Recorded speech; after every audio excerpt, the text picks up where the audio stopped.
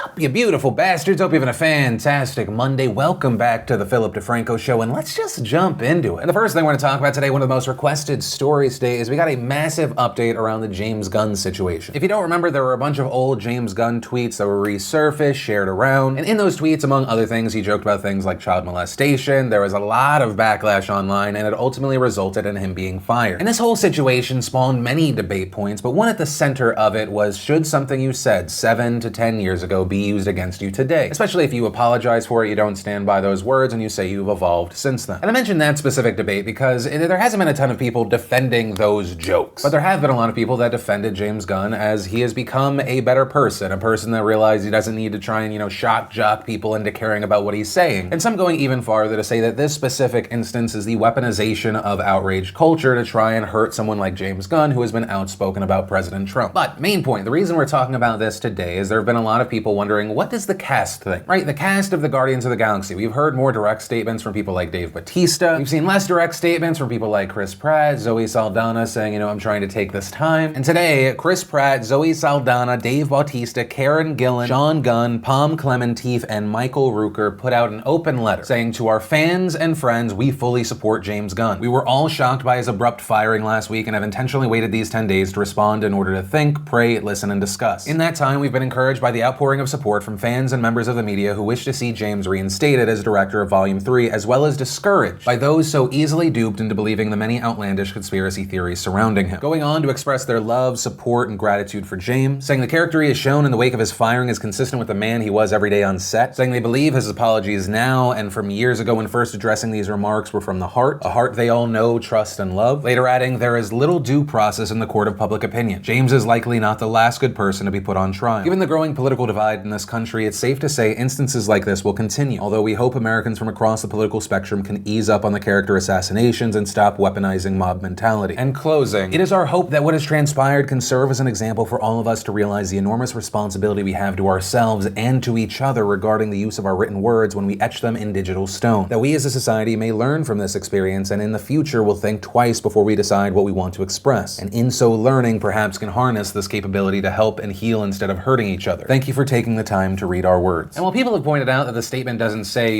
we want James Gunn back to this movie. The statement's saying we look forward to working with our friend James in the future. But with this statement, people like Chris Pratt specifically tweeted, although I don't support James Gunn's inappropriate jokes from years ago, he is a good man. I'd personally love to see him reinstated as director of Volume 3. Now, as far as what ends up actually happening, that will be very interesting because Disney removed James Gunn seemingly because they say, what he said, we can't stand by that. But now you have the Guardians of the Galaxy cast supporting him, not supporting his past tweets, but supporting him, saying they look forward to working with him again. Chris Pratt specifically stating that he would love to see his director come back. That in part seems to hurt Disney's hope that that whole situation is no longer connected to the movie. So what does Disney do here? Do they reinstate James Gunn, potentially alienating all of the people that they aim to defuse? Although at this point, because the cast has aligned themselves with James Gunn, potentially connected to this movie, potentially in other works in the future, is that a situation that can even be diffused at this point? Or do they keep him disconnected from the movie, hypothetically not helping too much since the cast has now aligned themselves? Potentially there's also an upside with people that are angry about James Gunn's removal. And then of course there's just the question, what percentage of the audience actually cares about all of this when they're purchasing a ticket? Will a large majority of the audience just purchase a ticket for Volume 3 regardless of whoever's politics or whatever controversy? I don't know, but I am fascinated to see what will happen next year. And then let's talk about the reported 8 major wildfires burning across California right now. And while looking at different maps, it may look like there's more than a dozen, but the reason for this is some are joined together and they're called fire complexes. And a big thing to understand here is even before these major fires, it was reported that this year is the worst California wildfire season since 2008. And we're only halfway through the year. And now, as of today, about 12,000 firefighters are fighting active wildfires around the state of California. And of the fires, you have the Carr Fire, which is the largest of those burning in California. With this fire, as of this morning, nearly 100,000 acres have been burned and it's only 20% contained. And to kind of give you a scale of this level of burn, I mentioned 100,000 acres. For reference, San Francisco itself is around only 30,000 acres. And according to reports, around 1,000 structures have been destroyed, this including 723 homes. Tens of thousands of people under evacuation orders have been displaced. You have 3,000 fire personnel fighting the fire with 334 engines, 17 helicopters mobilized. As of recording this video, 2 firefighters and 4 residents have died from the Carr Fire. And as often happens with situations like this, there are also reports of people missing. And really hitting on the note of how extreme this fire has been, we had CAL FIRE Chief Ken Pimlett saying this: "We are seeing fire whirls, literally what can be described as a tornado ago. This fire was whipped up into a whirlwind of activity, uprooting trees, moving vehicles, moving parts of roadways. These are extreme conditions. We need to take heed and evacuate. And as far as what the government is doing, last week on the 26th, we saw Governor Jerry Brown issue a state of emergency for the Carr Fire and the Cranston Fire in Riverside County. Also, just this past Saturday, Trump issued a federal emergency declaration for California that allows additional federal assistance for the communities affected by the fire. And a tiny bit of good news here is in the last 48 hours, officials have been more optimistic about the fires in Northern California. Also, regarding those other fires, you had the Ferguson Fire, which is pushing up against Yosemite National Park and has taken the lives of 2 firefighters. There, as of last night, 56,000 acres had burned with 30% containment. There's also the Ranch Fire at around 35,000 acres with a handful of buildings destroyed and 5% containment. But here's the thing, even though the focal point of this story now, a lot of the coverage is California, there have also been a number of fires across the United States. In fact, as of today, there are 98 large fires in 14 states that have an acreage of more than 1.2 million. In addition to California, you've got 15 fires in Alaska, 10 in Arizona, 13 in Colorado, 16 in Oregon, among others. And as far as total acreage burned year to date, that's 4.4 million acres with 37,000 fires reported. But as of right now, that is where we are. We're gonna have to wait to see what happens next. But where I do want to end this story, I just want to send out a massive thank you and send my well wishes to all of these brave firefighters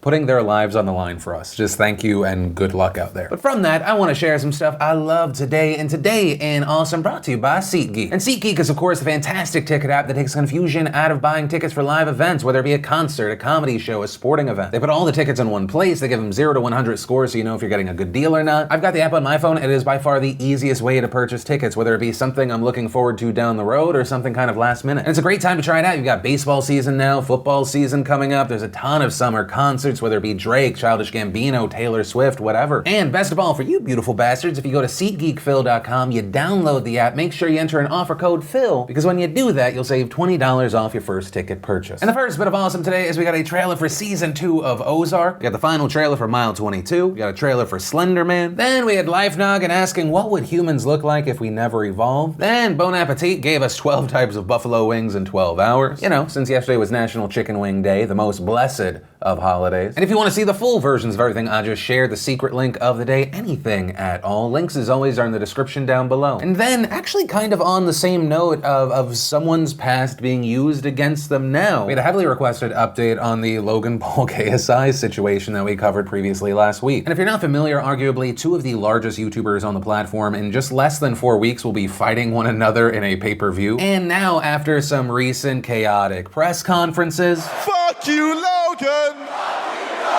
Fuck you, Logan! Yo!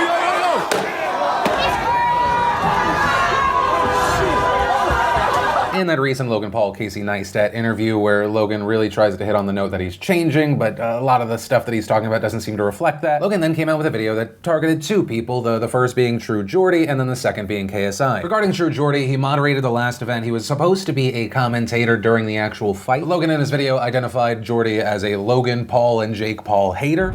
This dude fucking hates me.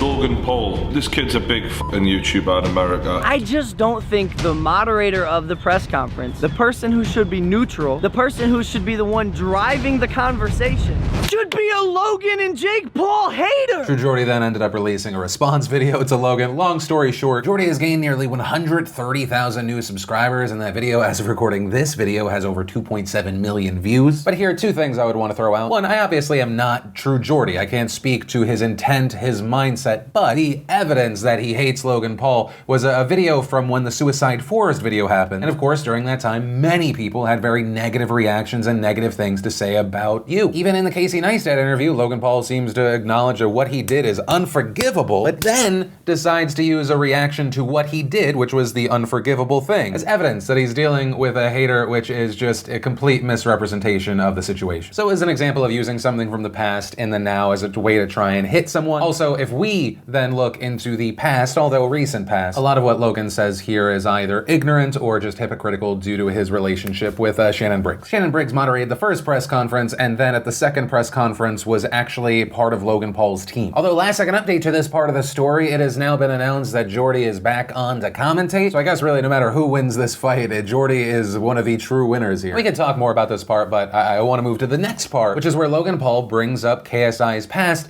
seemingly as a way not only to argue against KSI, but also potentially as a way to get him to lose sponsorships and relationships. How do you have a brand deal with EA, or any big brands for that matter, and Post Malone? I'm just wondering, this is the guy you want to walk out with. And the ammunition that Logan Paul uses here are old videos that KSI put out. Hey, I'm with massive tits. Where have your tits gone? Where have they gone? Yeah, What do you mean? because I can't see them. Not big enough. What are you doing not fingering yourself? You have a sister, Casper? What's her name? Theodora. Like Dora the Explorer, because I'm gonna explore her pussy. Logan then goes on to show a video from Casper Lee's sister right after that footage. And I don't know if the intent from Logan and his team was to kind of pair the footage in a sense of, was she talking about KSI, or just the fact that he would say something about someone who had gone through something so horrible. And while Logan even acknowledges that, you know, he's objectified women in the past, he makes kind of this big deal about deleting a video where he actually used women as a bicycle. This type of content no longer accurately represents my brand and the person that I am becoming. Okay, so this is No Handlebars. I'm going over and I am deleting it from YouTube, and bam, it's gone. Since then, people have pointed out that it's not like it was just one video, that was just a video that fit into a Logan Paul trend. We also have some saying it's disgusting that he's trying to use the situation with Casper Lee's sister as a way to promote his argument, since he himself was allegedly horrible to another woman that was accusing another guy of rape. And specifically yesterday, we saw former Viner Jesse Smiles tweet, "If Logan Paul ever makes a comment about respecting women, he's full of shit, end of story, lol. He publicly shamed me whenever I spoke out about how I was raped. He made me feel so small in one of the most vulnerable times of my life. Trash." And while she's tweeting about this now, she's actually talked about this in a video before. But a few years back, I pressed charges against a famous Viner that I had dated because he sexually assaulted. This became public, okay? TMZ, of all fucking places, published an article, and on the day that that article came out, I mean, that was the worst day of my life. Famous Viners and a bunch of other people who have a substantial amount of followers decided to go on the internet. Logan Paul, being one of the biggest people that did this to me, he tries to come across in his vlogs as a nice guy that cares and all that stuff. No, he's a frat douchebag. So he goes on Twitter, and I'm talking,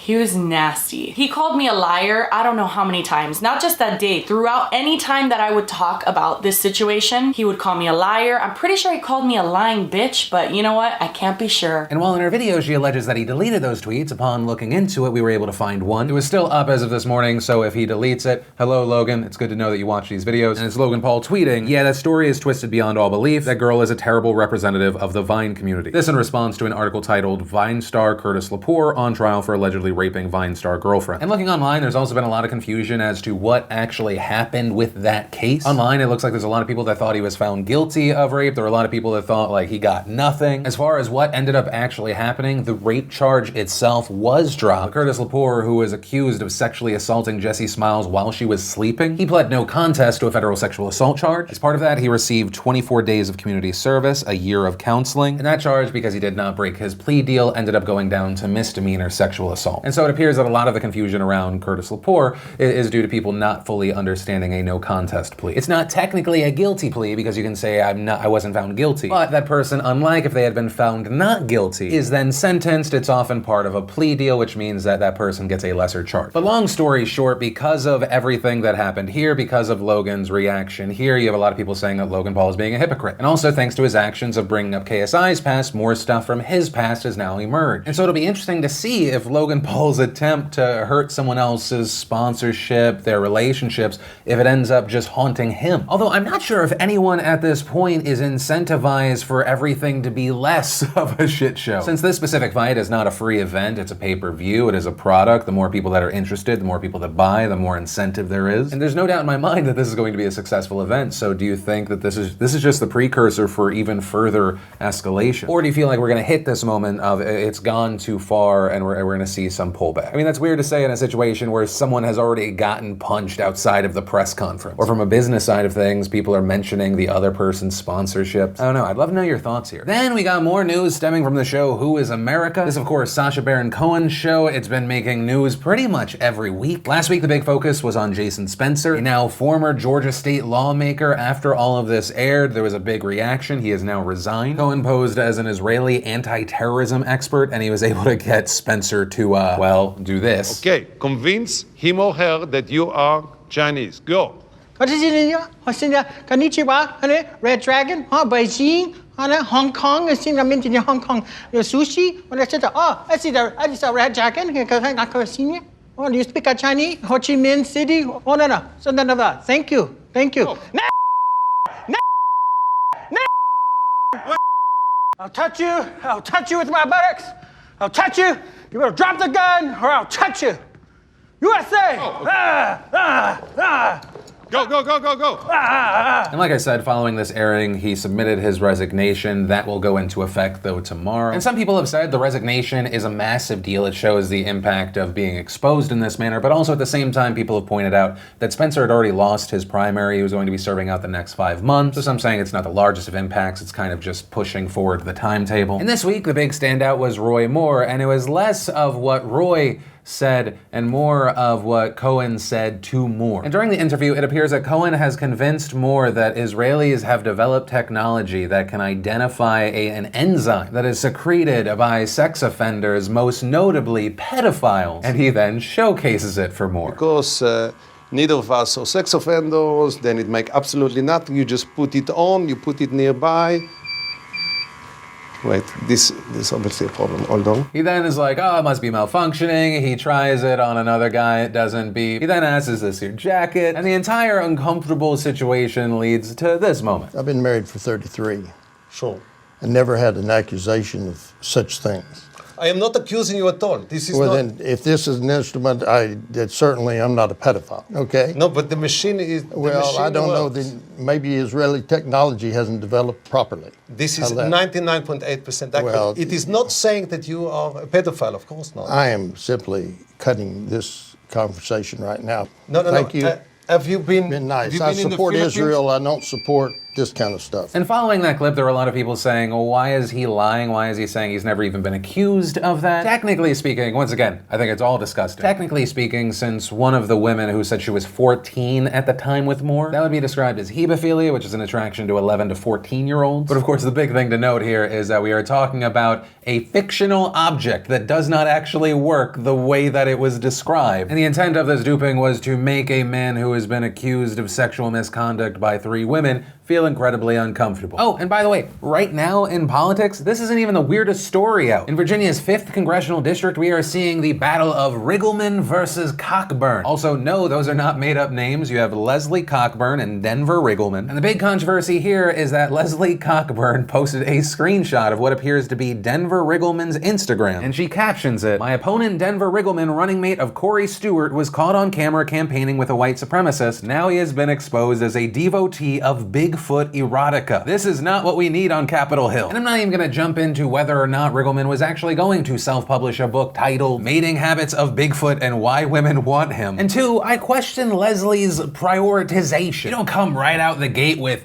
he campaigned with a white supremacist and he likes Bigfoot porn. One of those is far more important than the other. Also, thanks to that being a story, I have learned that Bigfoot erotica is actually a thing, but that also shouldn't be surprising. Whatever Riggleman or whoever else like in their bedroom and or whatever setting in a way that is not abusing another individual, great. Oh, insert politician likes Bigfoot porn? I don't care, what about my taxes? I say embrace it, make some Bigfoot erotica, we use the funds to patch up all the potholes that I'm hitting on the way to work. Boom, I may not understand it, but it's all of a sudden seeming like a positive. Anyway, I don't know what the point of this story is. The world and politics are weird. That's not news to anyone. And that's where I'm going to end today's show. And of course, remember, this is the PDS. This is not just a show, it is a conversation. So whether it be the last story, the first one, anything in between, let me know what you're thinking in those comments down below. But with that said, I just want to end today's show on the note of thank you for allowing the Philip DeFranco Show into your life on a daily or semi-daily basis. But with that said, of course, as always, my name's Philip DeFranco. You've just been filled in. I love yo faces, and I'll see you tomorrow.